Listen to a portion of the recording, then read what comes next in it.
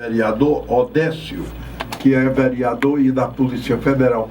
O Mota Coqueiro era um homem rico e simpatizou com uma fazenda de café no estado do Rio de Janeiro e queria comprar aquela beleza de propriedade.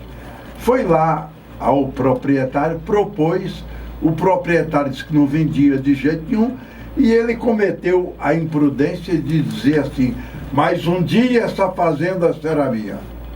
Depois de poucos dias, a família foi trucidada. Mataram o fazendeiro, a mulher, os filhos, todo mundo. Quem podia ter sido? Deduziu-se Mota Coqueiro. Foi ele que disse que um dia a fazenda seria dele, não é?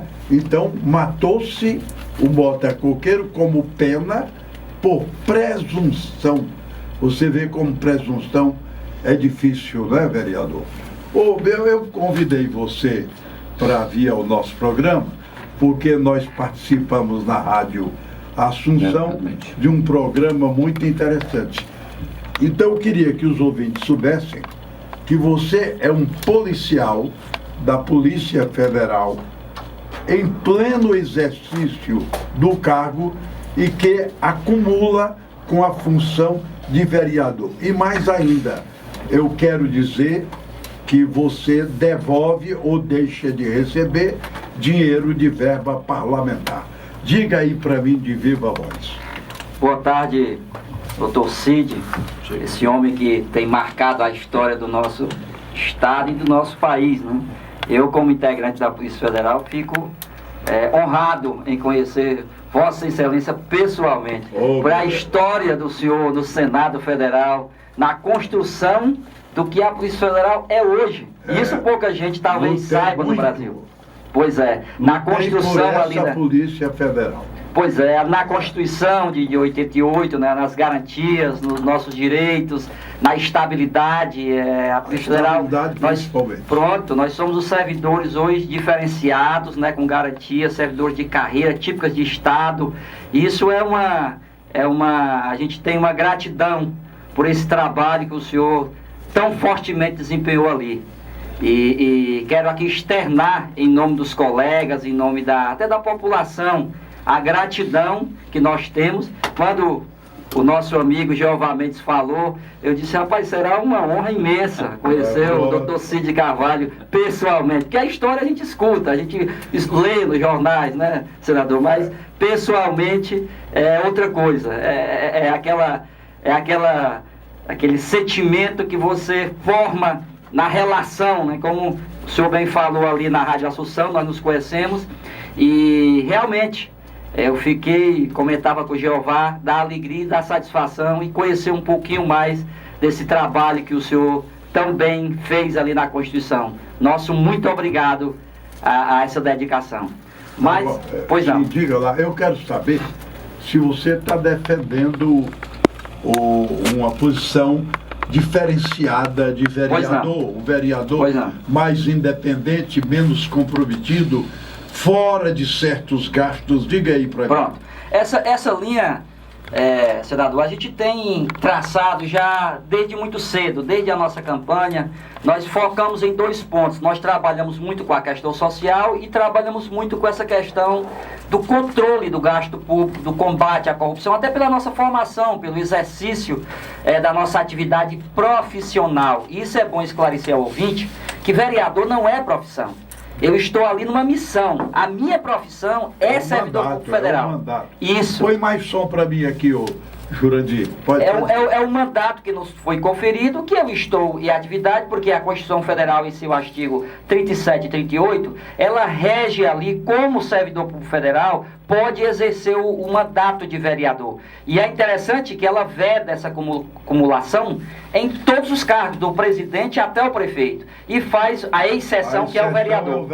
Então, e eu vou explicar a você por quê. Pois não. É porque houve uma época em que se entendeu que o trabalho do vereador devia ser gratuito. O vereador não devia ganhar dinheiro. Chegou a constar da legislação revolucionária em 64, chegou a constar. E eu dei um parecer sobre isso como procurador da Fazenda Nacional e deu um bolo danado. Ninguém entendeu e terminaram derrubando o meu parecer. Mas houve uma época em que os vereadores iam ter trabalhos meritórios exercendo aquela função e não um trabalho profissional.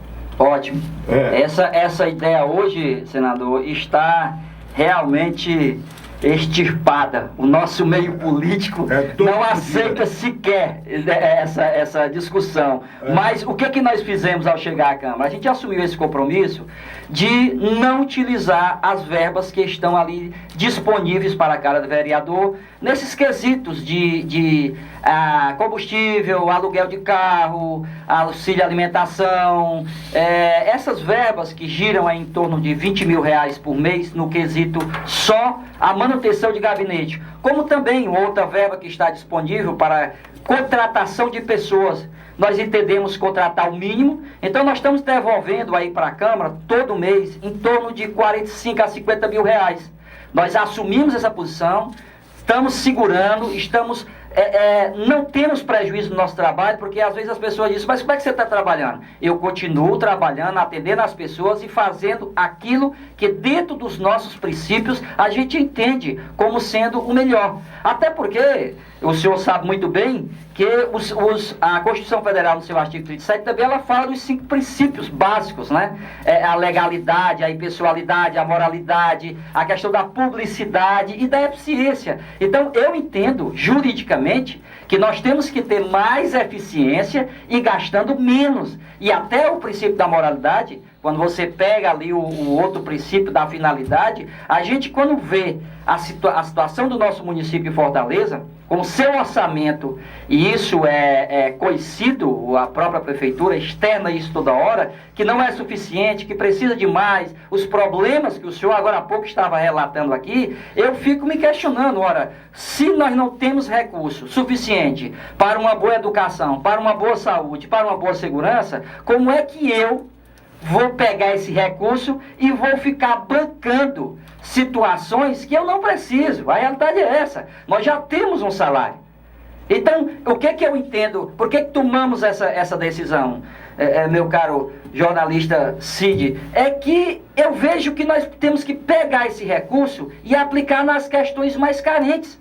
Certo? Inclusive, nós estamos tentando construir... Pudesse mandar esse dinheiro para a Santa Casa, hein? Rapaz. Era uma beleza. Nós estamos tentando construir isso, doutor Cid, de uma forma colaborativa, né? Nós estamos construindo uma medida judicial, legislativa, perfeitamente correta, porque o senhor sabe que essa questão de execução, quando fala em gastos, é competência do município, do Poder Executivo, né? E a Câmara, infelizmente, ela não tem esse poder de execução. Mas nós estamos trabalhando com as lideranças do prefeito, com o comando da casa, para construirmos na comissão de orçamento da Câmara. Hoje mesmo eu tive uma conversa com o presidente, tanto da comissão, como já falei com o presidente da casa, para a gente construir um mecanismo. Porque, veja bem, todo final de ano, a Câmara devolve aos cofres do município muitos recursos, senador. E a gente fica olhando e vendo, poxa, será que a gente não poderia canalizar isso?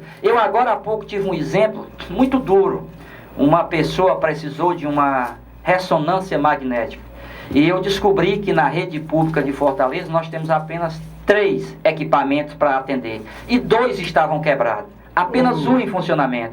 E a fila enorme. E essa pessoa praticamente correndo o risco de perder a sua vida por falta desse exame. E eu cheguei a questionar, será que não é possível? A gente tem recurso em caixa, mas aí a questão jurídica, legal, não permite essa aplicação e essa destinação. Então nós estamos tentando conseguir criar um mecanismo tecnicamente perfeito, juridicamente correto, para que o vereador assuma a responsabilidade de, tendo esse dinheiro, autorizar, com a aquiescência, claro, do Poder Executivo Municipal, porque a Constituição designa, né, como executor o município, que a gente possa atender esse povo mais carente, porque não é possível, senador. Todo dia eu me sinto angustiado, aquelas pessoas precisando de tudo o que é mais básico, e nós não temos condição de entregar isso. Então isso é muito doloroso, isso é muito triste. E a gente tem que envidar mais esforços no sentido de construir essas soluções para o povo mais carente da nossa cidade. O que é que você acha de prisão?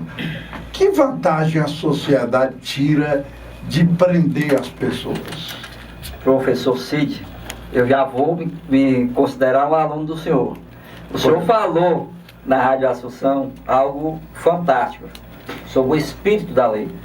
Nenhum legislador legisla ou cria uma lei para punir, para encarcerar alguém que não seja tentando buscar a recuperação. Mas, infelizmente, doutor Cid, essa questão presidiária no nosso país tem muito séria, né? Hoje é um problema gravíssimo. Deturparam, criaram extremismos, tanto de um lado como do outro. E a questão realmente da ressocialização, da recuperação, hoje não se trata mais. Você vê, eu tive quase 10 anos em cargo de chefia, de direção no Ministério da Justiça, em Brasília, e conheço esse país de norte a sul, de leste a oeste.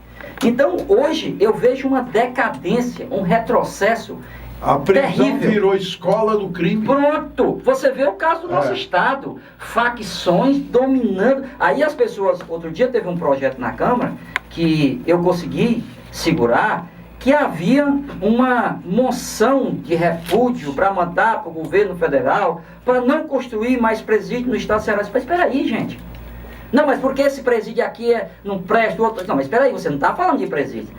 Desculpe, você está falando de um prédio que era para ser um presídio, mas que hoje... Acomodam pessoas de passado terrível. Pronto, e eu disse, olha, eu vou usar um termo coloquial, bem popular, virou uma casa da mãe Joana, ou seja, lá não tem controle, lá não tem nada que se diga que é um presídio. Então virou um aglomerado de pessoas com problemas graves com a justiça, que o Estado não controla e não faz nenhuma ação de recuperação. Então não é presídio. Fecharam o Instituto Penal Paulo Salazar, para quê? Hoje não é escola, hoje não é presídio, hoje não é nada, apenas uma... Porque antigamente, professor, o senhor sabe que nós tínhamos o presídio, que era para aquele cidadão chamado de bandido de alta periculosidade, no termo popular aqui, mas você tinha o presídio que era de agrícola, de recuperação, você tinha uma progressão. Eu me lembro, eu trabalhei no Tribunal de Justiça em várias criminais, eu via isso, quando aquele cidadão era preso, alta periculosidade, tal, assalto à mão armada, que é o famoso roubo 57, né, do Código Penal. Mancaréia, né? Pronto, mas depois que você pegava, que esse cidadão passava alguns anos, você tirava de lá, você dava uma progressão, você chegava a levar para um presídio agrícola e muitos se recuperavam. Hoje não tem mais isso. Não tem mais não. Então eu fico questionando isso, as autoridades aí querem resolver o problema da insegurança como?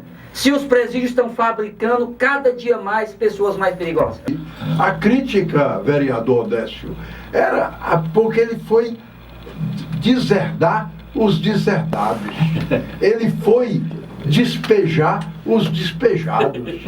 Ele foi perseguir os perseguidos. Quer dizer, que é um nazista, é um canalha. E em São Paulo está todo mundo horrorizado. Diz que voltou todo mundo para Cracolândia. A Polícia Federal intervém nisso em São Paulo?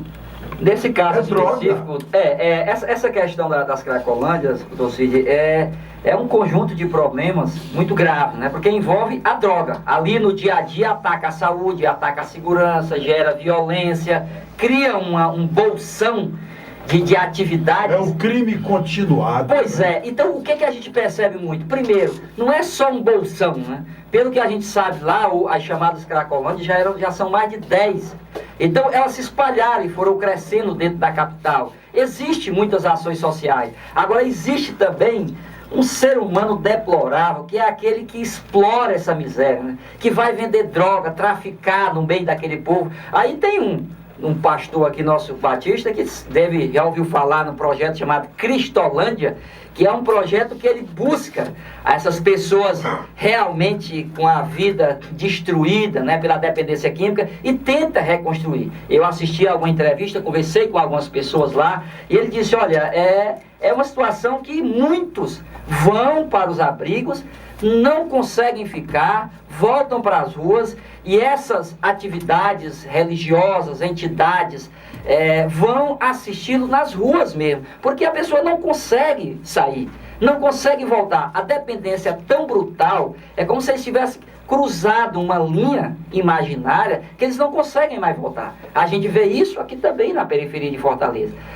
Eu estava falando isso muito grave, ontem na Câmara, sobre essa necessidade de nós aperfeiçoarmos as estruturas de recuperação desse povo. Aqui no Ceará nós temos uma deficiência muito grande ainda, doutor Sidney. A gente trabalha muito com as entidades religiosas, né, que têm feito um trabalho louvável, de todas as facetas, né, cristãs, não cristãs, espíritas, evangélicas, então católicas, e a gente tem que tratar no sentido de tentar trazer esse povo, porque realmente é uma situação absurda você pegar uma pessoa dessa, que está no momento que não tem retorno por si só, e deixar morrer. Como também é absurdo você pegar e espancar e jogar uma pessoa dessa dentro do presídio. Então você tem que ter estruturas adequadas para trazer essas pessoas com assistência médica, assistência psíquica. Ontem na televisão se dava a operação do prefeito Dória como um jogo de cena. Não, o prefeito fez um jogo de cena na Cracóvia, voltou todo mundo, está todo mundo lá. Ele destruiu tudo, passou, tratou, queimou, destruiu, mas já voltou todo mundo. É uma problemática, doutor Sidney, eu inclusive acompanhei um pouco dessa problemática também em outros países. O histórico é dificílimo de você trazer esse povo à recuperação. É uma dependência tão terrível, tão violenta, que para reverter isso, eu vi aí estudos em outros países que se recupera 10, 15%. Você consegue tirar realmente essas pessoas de volta desse mundo. É um mundo que a gente, quem está fora, às vezes não tem conhecimento e até critica, ignora. Mas a pessoa que está em dependência química, olha, meu amigo, a gente tem que buscar forças em todas as áreas, inclusive espiritual, para tentar trazer. Por isso que as entidades religiosas, elas têm feito um trabalho muito bom. E eu sempre fomento e procuro ajudar, incentivar, doutor Sidney, porque se for só pelo lado meu, de policial, de segurança, nós não conseguimos. Isso é totalmente insuficiente. Odécio, muito obrigado, viu? Obrigado, doutor Sidney. É uma satisfação. Parabéns por sua atuação na Câmara. Vamos ver se você desestimula alguns canalhazinhas que passam por lá, de quando em quando, né? E vai voltar aqui outras vezes, Odécio. Vai voltar.